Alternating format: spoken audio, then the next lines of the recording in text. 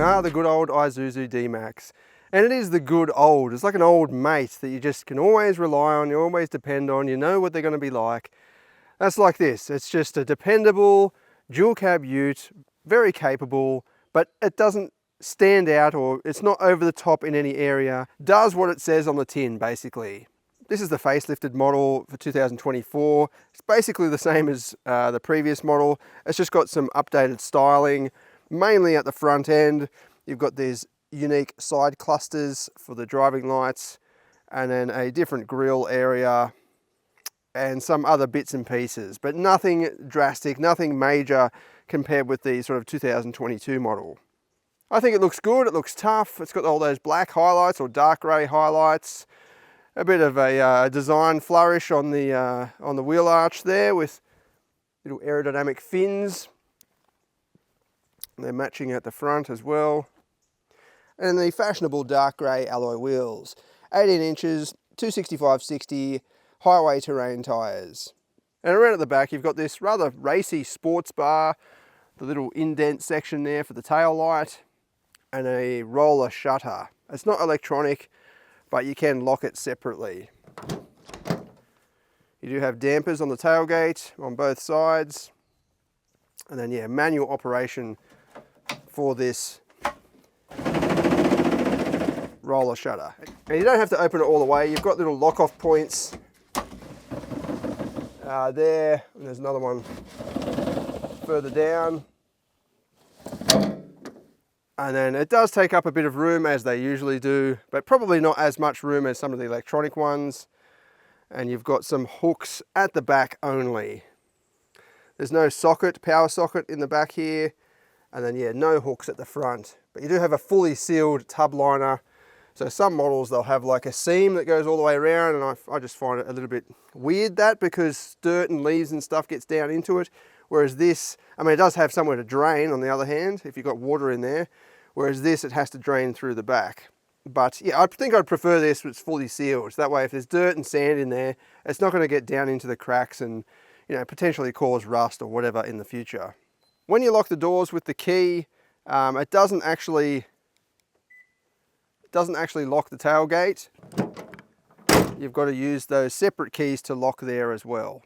I think I would prefer to have the tailgate locking with the key, and then the roller shutter, you know, it'd be awesome to have it so it locks everything with the key. That way you can lock the car and you don't have to worry about, did I lock the tailgate and the roller shutter?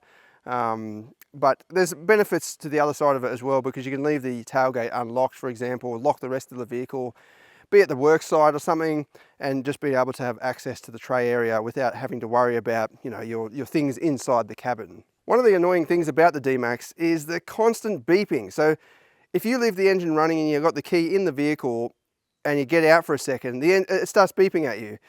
And I just think some of it is over the top. Like, we've evolved as a human race enough to the point where we know if we've left the engine running. Like, I don't remember the last time I got out at home with the engine running, went inside and had dinner and went to bed and just, oh yeah, I've left the engine running. Like, we know the engine is running. So, and normally it's for a reason. So I just don't think there's enough. I don't think all those beeps are really necessary. But even if I just lock the door, walk away, it beeps to let me know that I've walked away. I'll walk further, it beeps again to tell me that it's automatically locked the doors, which is great. You can toggle that on and off as well. But really, the beeps, like, yeah, it's just enough of that. Unlock the door, more beeping. Inside, it's quite a conservative cabin. This has got the rubber floor mats, which are awesome. So when you're off-roading and so on, you don't rub your muddy boots into the carpet. And yeah, not too much in terms of, you know, flamboyant touches. You've just got some red stitching across this leather-like dash. And then for the seats as well, really nice seats actually. They're comfortable for long journeys, and they provide a little bit of side bolstering there for cornering. You've got a manual handbrake and yet more red stitching as well. And then once you're inside, really good driving position. You've got rake and reach adjustment for the steering. So it goes in and out, unlike some of the new utes that are coming out from China that just have up and down, but not, you can't pull the steering wheel towards you. The driving position is pretty good for a ute. I'd like the seat to be a little bit lower. The Ford Ranger and the Toyota Hilux, you can kind of lower the seat a bit more than this. But even so, you've got good visibility out the front. I can see over that mirror, for example, at my height. So I've got the seat in the lowest position and I'm pretty short, and I can still see over that mirror. And then great visibility all through the front, and then also good visibility out the back. The C-pillar there is not too thick, and even with the headrests up, it doesn't seem to take up too much room. I mean, it does, but the windscreen is big enough that you can still see clearly through the middle. Push button start on this example. And then new for 2024 is this touchscreen. You've got a volume knob, which is awesome, so you can just adjust that on the go. You don't have to worry about hitting plus and minus. And the screen layout itself, or the running software, has been updated. So now you've got this sort of home menu with all of your main features, and you can hit vehicle and go in and turn off the certain things you want to turn off or on, and then check all your electrical stuff. So there's your door lock, walk away lock, welcome light, walk away lock chime, so you can turn that buzzer off for that walk away one. And you can check your angles and your tire pressure monitoring as well. Once you start driving, that'll start to register. But yeah, it's still a pretty basic screen in my opinion. Better than before, definitely. But yeah, some of the rivals, like the Ford Ranger, obviously has a huge screen, much more capability. This does offer Android Auto and Apple CarPlay, and you've got separate climate controls down below, which is awesome. All of your functions are there, so you don't have to ever worry about going into the touchscreen to adjust climate settings. From your temperature, very easy to understand, aircon, recirculation, your different modes where the air comes out, and your fan speed in the middle. Very conventional, very intuitive. And then further down, you've got your drive modes. This doesn't have a sort of 4A, four-wheel drive, so you can't drive in four-wheel drive on the tarmac, but you do have a rear diff lock. You've got that new rough terrain mode. During the media launch event, we had this off-road course, and we could demonstrate how that functions. But basically, you can lock the rear diff with that on, and it will still provide traction control for the front axle. So sometimes you might lock the rear diff and you get yourself into a situation where one of the front wheels is up in the air a little bit, or in loose mud or whatever.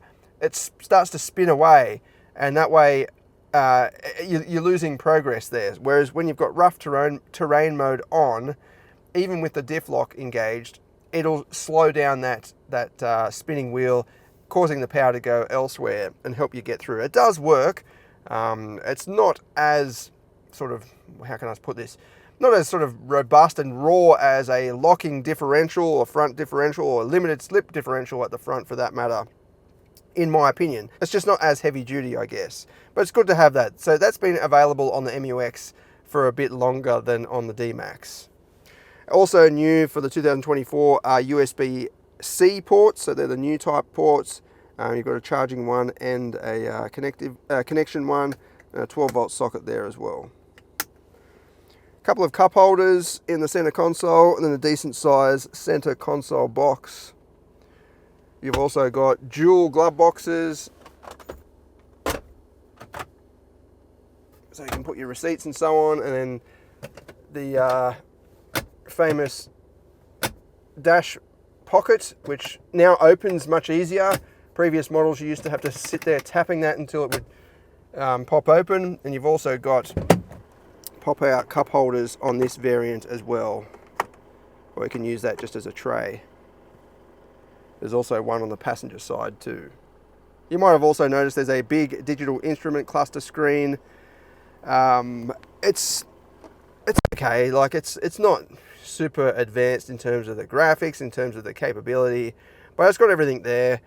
You can see that I've driven 950 Ks and it's averaging 8 litres per 100. That includes performance testing, so very good fuel economy in my opinion for this style of vehicle, especially for a 3 litre. Some of the smaller capacity engines, you know, they might offer better on paper consumption, but because they're a bit smaller, you tend to push them a bit more perhaps, and then you end up chewing a little bit more fuel. So 8 litres per 100 is that's an average, and that's just normal driving. I'm not being you know, very light on the throttle or anything like that. That's just completely normal driving. Bit of a mixture, highway, suburban as well.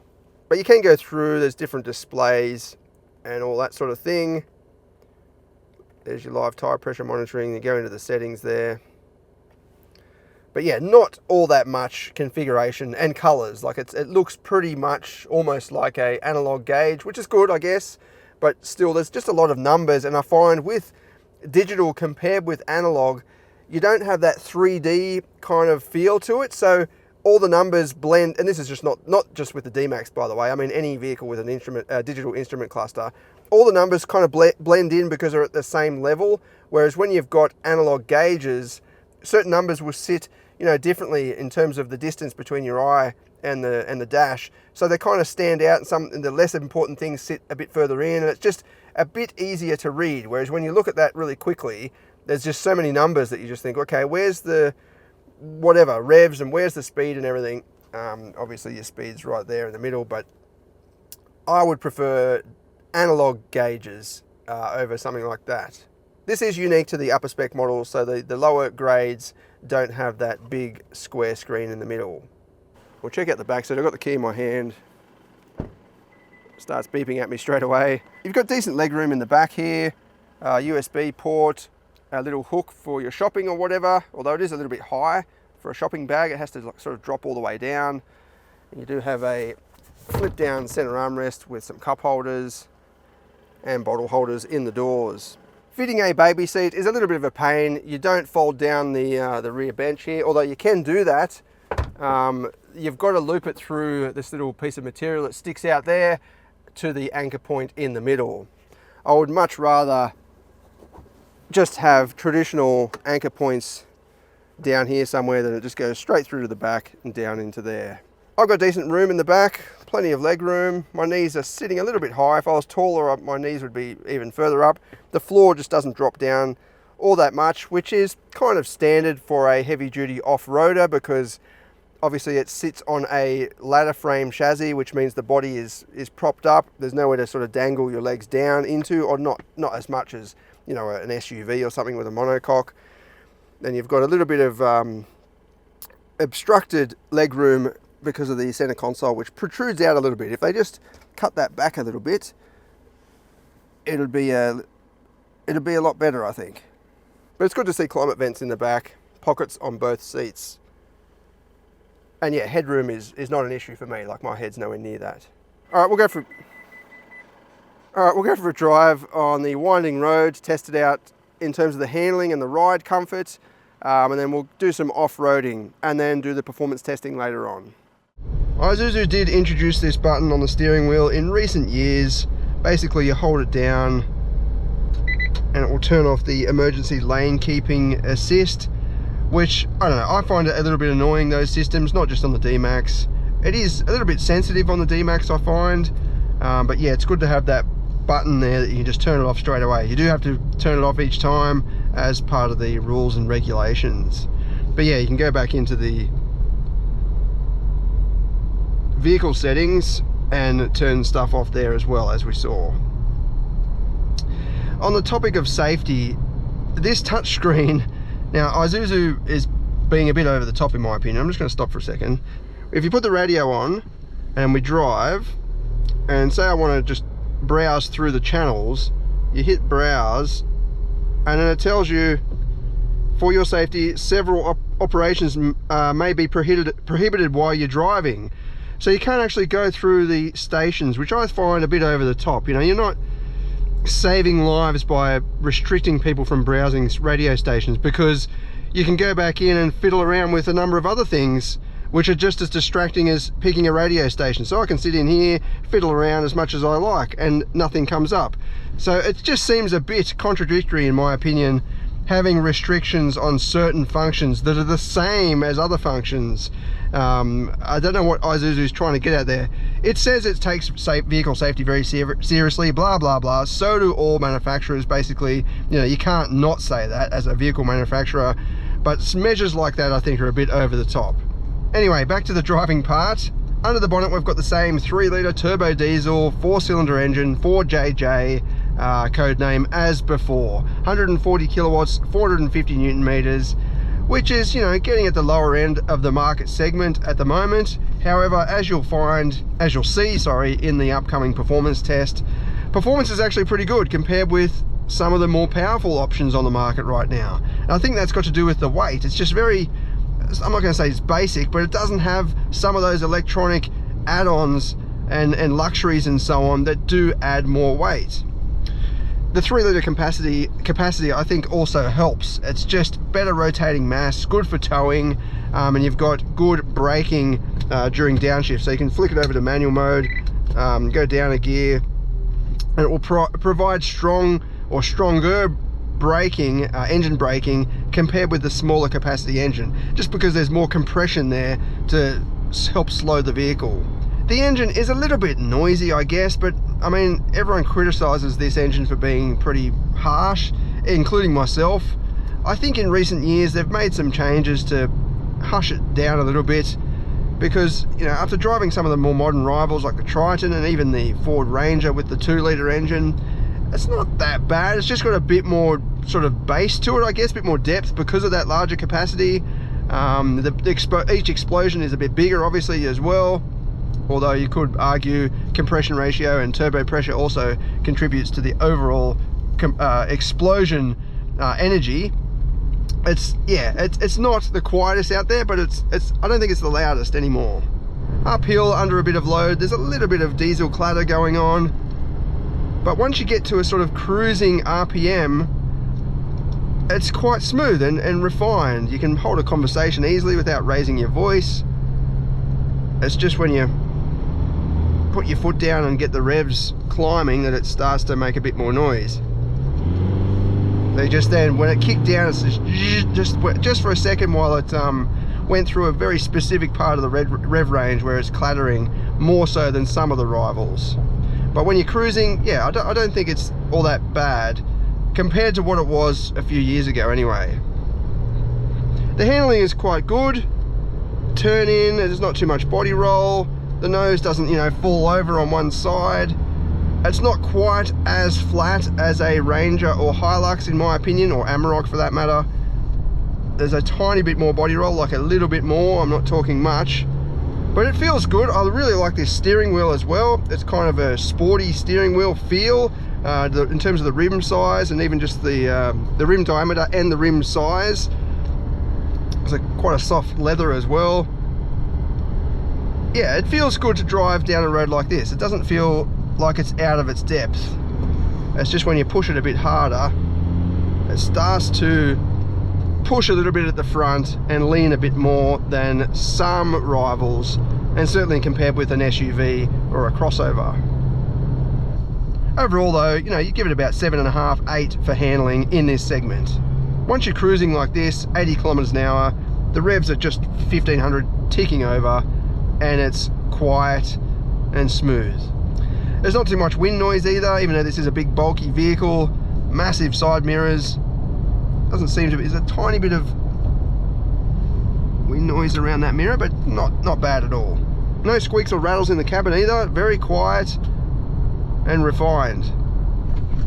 Ride comfort on the road is up there with the best of them in my opinion, even though it has a live axle rear end with leaf springs.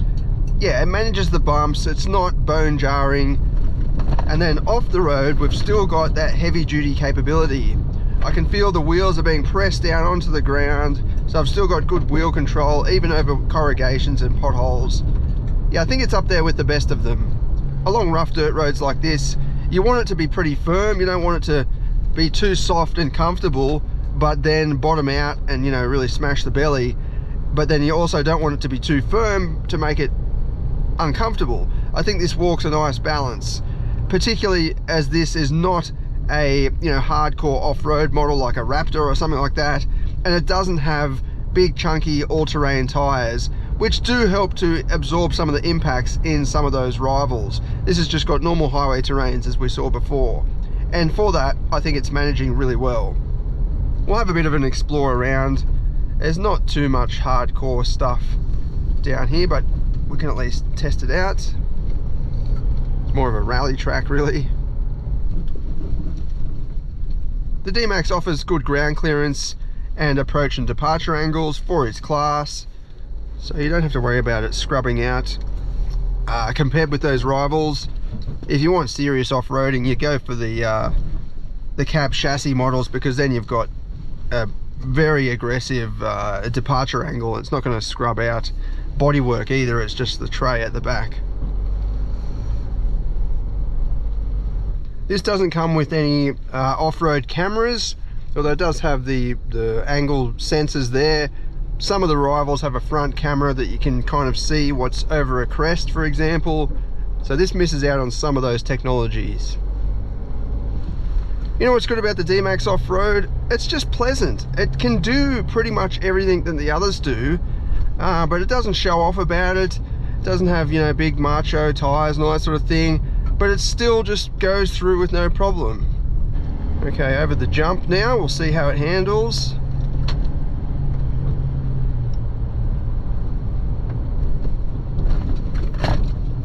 Yeah, that's just perfect. It wasn't too soft that it bottomed out, but it caught the bump and it didn't continue bouncing like some of the rivals.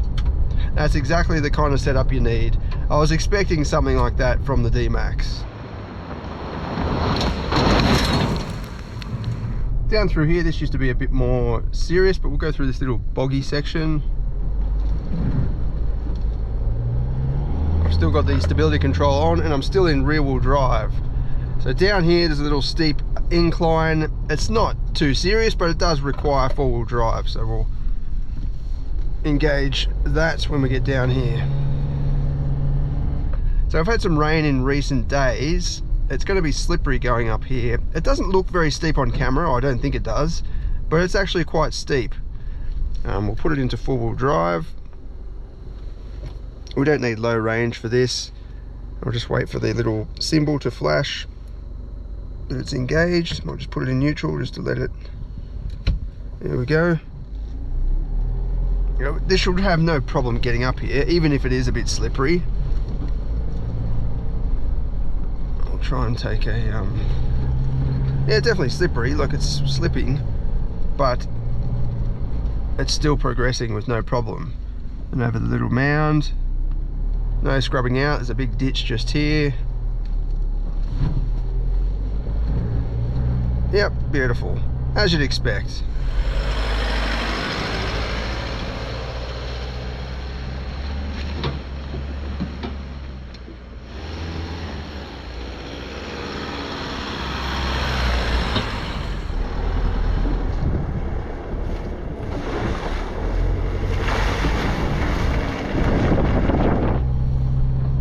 And down along here there was a big mud bog hole section, but they've put some stones to try and catch the water.